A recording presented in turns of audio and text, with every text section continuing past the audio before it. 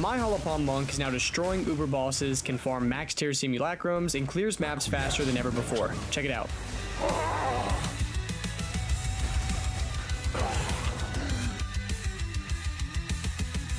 $82 million.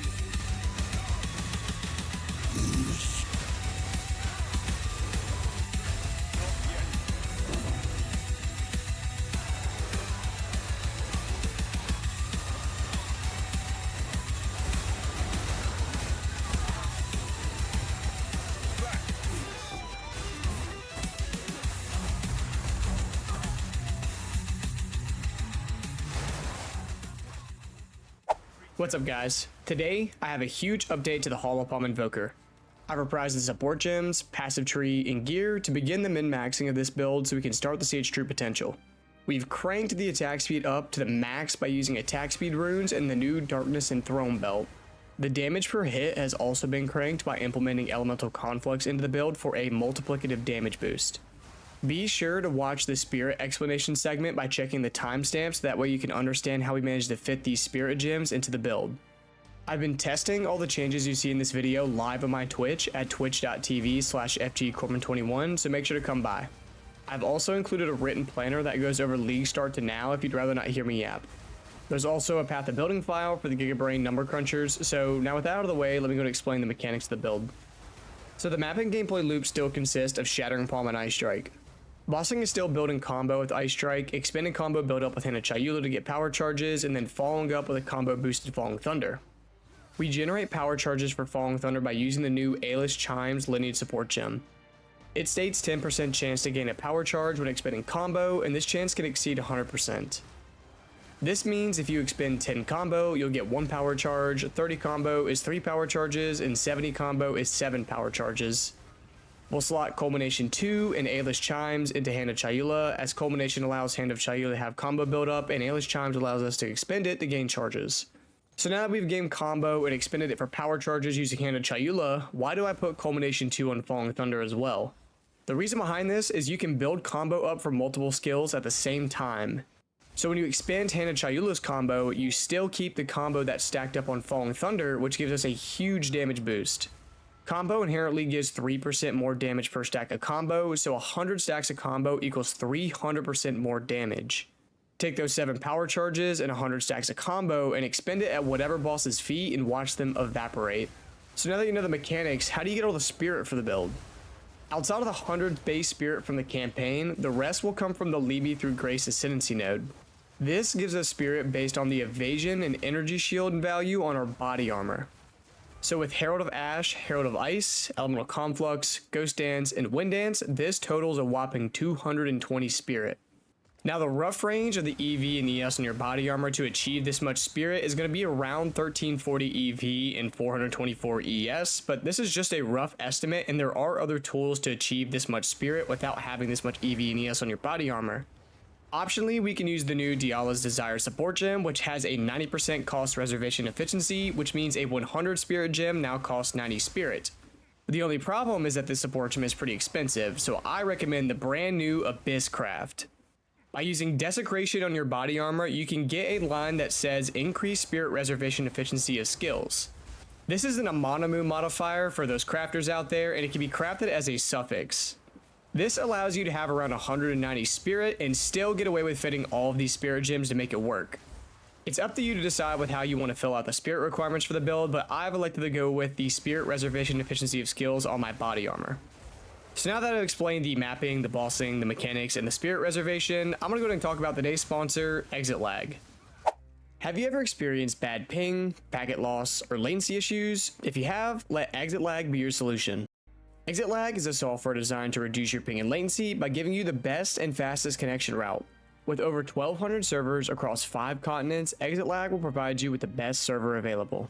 With a library of over 2,000 games, no matter what you play, you will always be able to optimize your connection and FPS with a click of a button. It's super easy to use. All you have to do is download ExitLag, create an account, select your game of choice, and activate to instantly improve your connection and FPS. As someone with fiber internet, I even experienced improvements to my connection and FPS by activating ExitLag.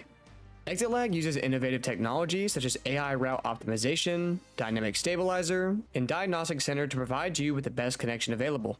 There's also tools like PC Boost to improve the performance of your computer, and Network Analyzer to give you all the data about your network that you'll need.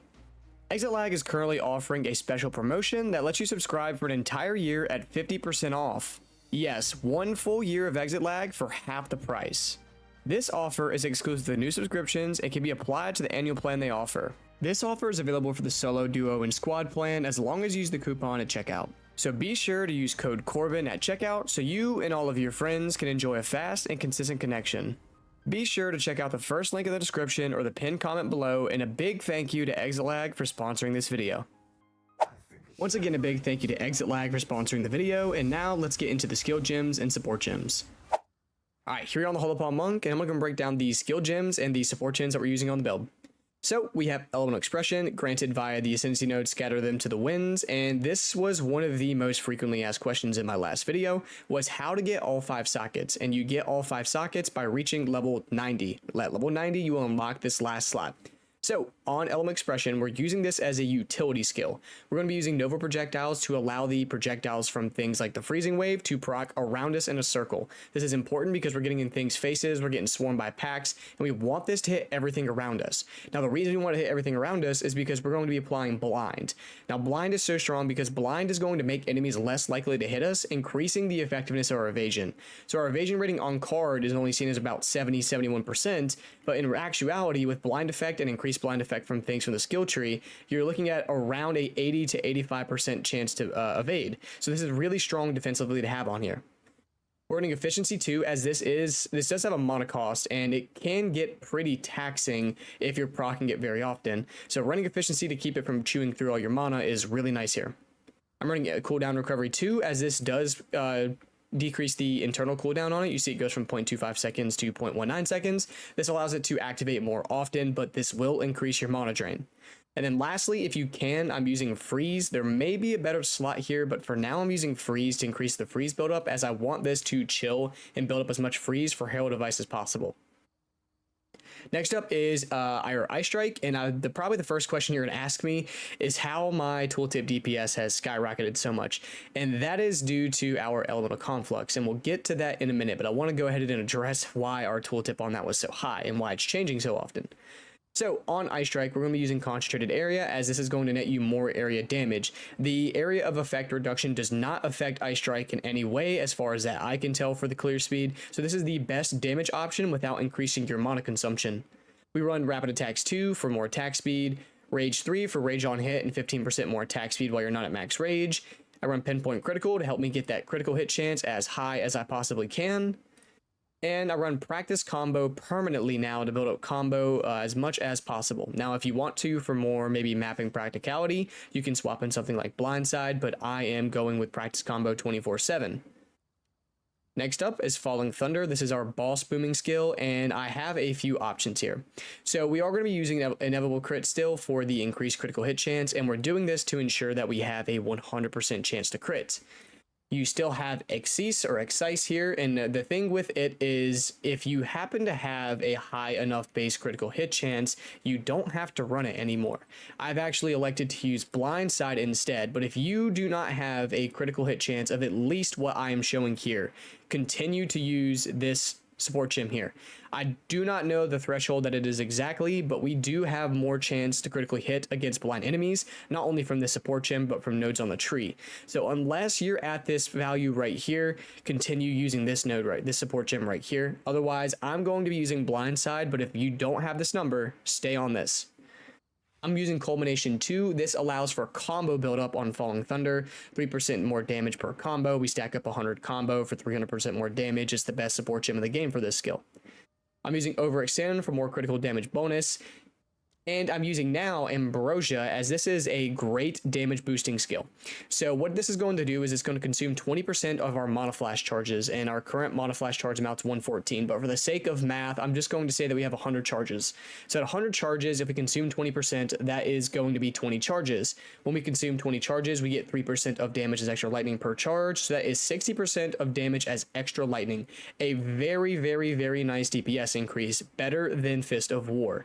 So the option that I wanted to talk about here is you can slot out overextend when mapping, and I put in Nova projectiles because this is going to allow your kind of tendrils that come out from Falling Thunder to happen around you in a circle. It's a really fun and goofy way to get extra clear speed when mapping. You absolutely don't have to make this swap, but I wanted to include it for those out there who wanted to maybe mess around with this. It's really fun. You'll see me pop it in my footage sometime. It's great for sim clear. It's great for hitting multiple targets at the same time, and we just made a nice cell, so that's nice. Next up is Hand of Chayula, and Hand of Chayula is the skill that we're using to apply Sniper's Mark and to also gain power charges. Now with Hand of Chayula, we are using Sniper's Mark, which is a skill gem. You put this skill gem here in this skill because this skill applies socketed curses and marks. We're going to use Blind to ensure the target that we hit with Hand of Chayula is blinded.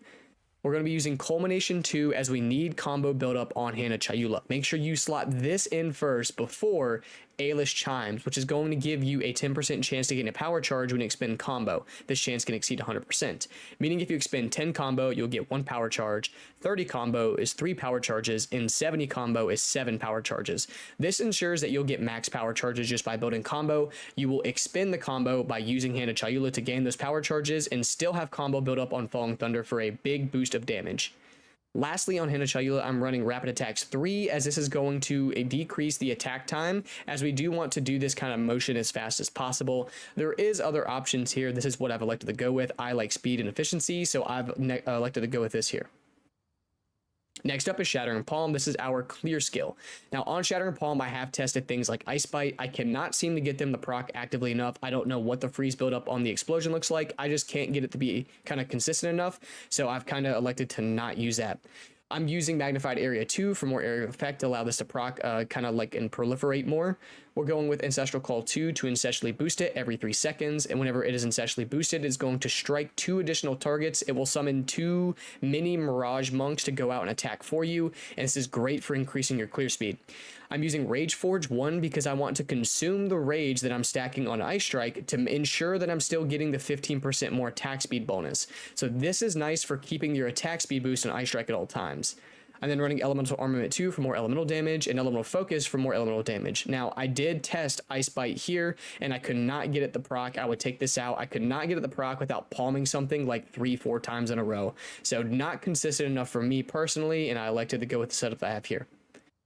Next up is Herald of Ice. Herald of Ice we are using in tandem with Ice Strike and Shattering Palm. It is going to shatter all frozen targets for extra clear speed. We're going to use Magnified Area 2 for area of effect, Elemental Armament 2 for elemental damage, Elemental Focus for more elemental damage as this can't chill anyways, and then Pinpoint Critical for more critical hit chance. And if you don't have the Spirit, you're going to use Cold Mastery. If you happen to have this Spirit like I do, you can use Deadly Herald for extra damage. Otherwise, just run Cold Mastery. Next up is Elemental Conflux, and this is the big addition to the build that is netting so much more DPS. This is going to be giving you 70% more damage with the affected element. Now, what Conflux does is it rotates between a fire, lightning, and cold buff every 8 seconds. So every 8 seconds, I have a rotating damage buff, and I have all types of damage on my build anyways, so I'm getting some form of DPS boost at all times. On Elemental Conflux, I'm using Fire Mastery for the extra level. It can be Cold Mastery or Lightning Mastery as well. It does not matter, just any +1 level supported skill. And then I'm running Uhtred's Omen. If you don't have the divs for Uhtred's Omen, don't run it. There's nothing else to put here, but if you do have the divs, use Uhtred's Omen for +3 level of supported skills. This is netting it extra levels. This is why it's level 21, even though the gym base level is only 17.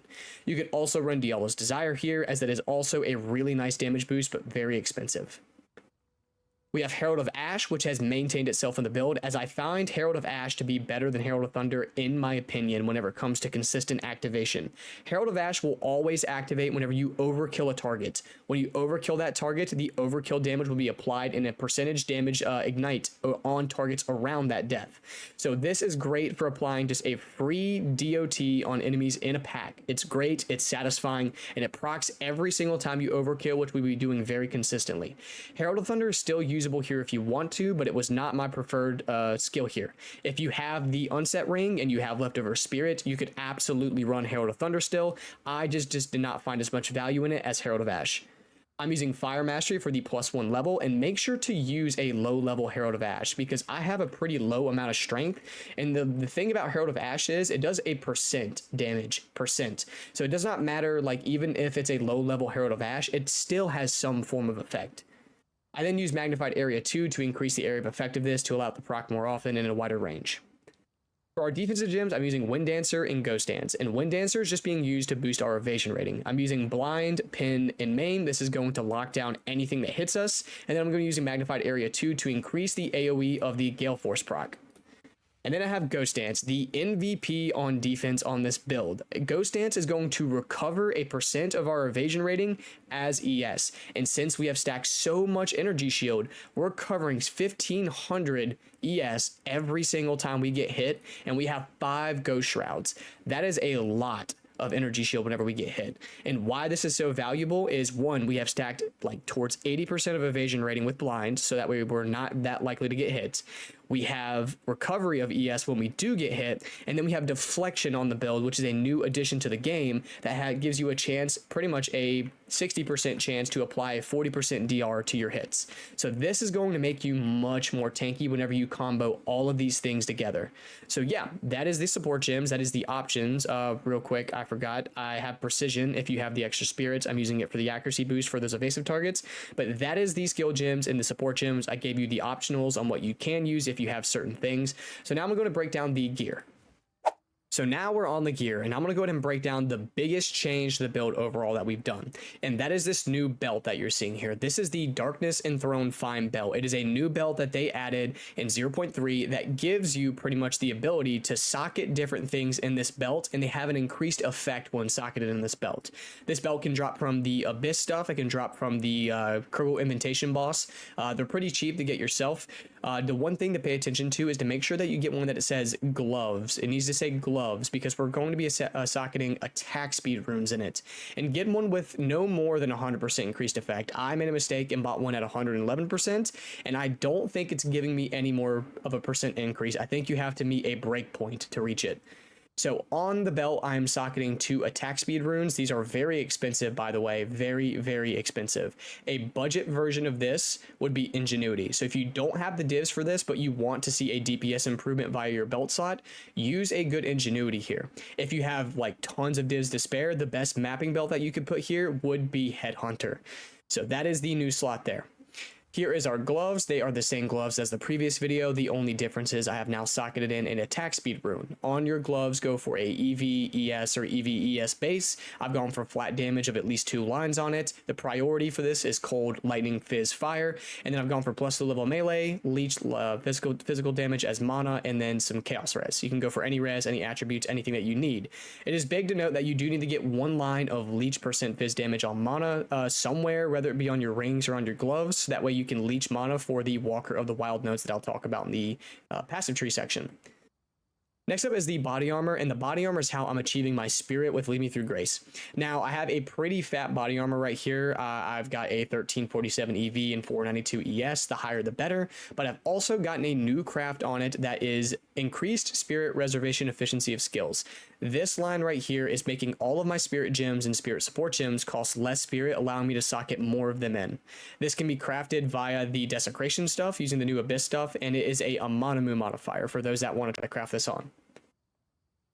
For the helmets, we use a pure ES helmet because we're using Subterfuge Mask, and with Subterfuge Mask, we will get +2 EV for every 1 ES on our helmet. Since this is a 500 ES helmet, we are getting 1000 evasion rating from this. On your helmet, you're going to look for things like your resistances, your attributes, max life, max mana, and of course, as much ES as possible. On your boots, we've of course gone with some movement speed on them. You're going to want to go for an EV, EVES or ES based boots. It does not matter. I've gone for movement speed so that we can move a bit quicker. I am going to craft some perfect ones here soon. We've gone some resistances, get your attributes if you need them, and a nice line that you can get is gain deflection rating. Deflection is how we are building up that extra DR. Next up is the rings, and on the rings you're just going to go for at least 2 lines of flat damage if you can. Still priority is Cold, Lightning, Fizz, Fire. Get that. If you can get % increase, that's fine too. Get your reses, get your attributes. Same applies to this ring over here. I have 2 lines of flat 1% increase in my reses.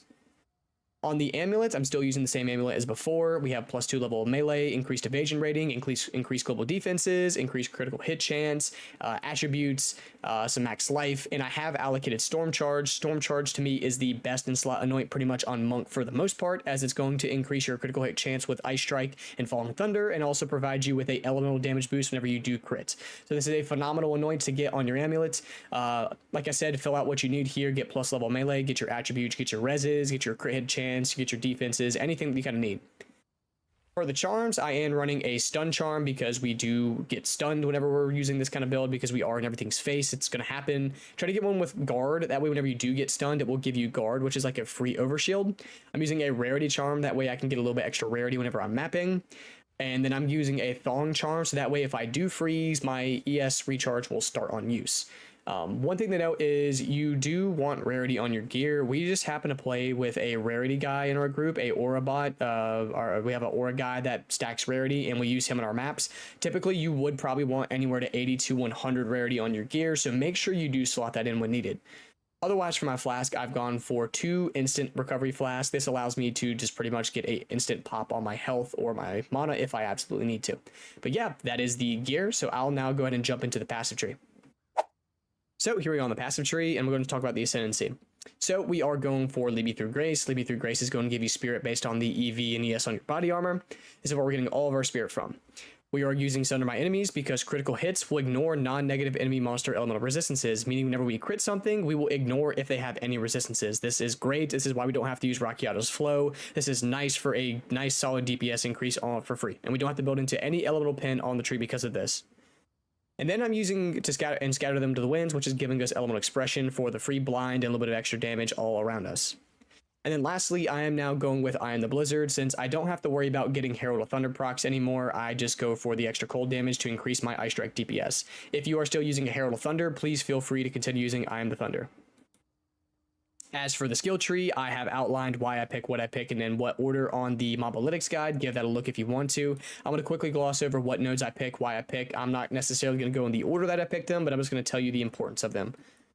So we're going to get these crit nodes right here because these are more effective DPS-wise than the attack nodes. We're going to go for Flow Like Water for the attack and cast speed and attributes. We'll go Mindful Awareness for the defensive nodes. We go Crashing Waves for the extra damage. We can come up here to get the +1 maximum power charges and the crit damage bonus and charge duration. We go for Moment of Truth for the crit bonuses here. We get Concussive Attack for the very big 25% attack damage bonus. Make sure you go this way and not this way.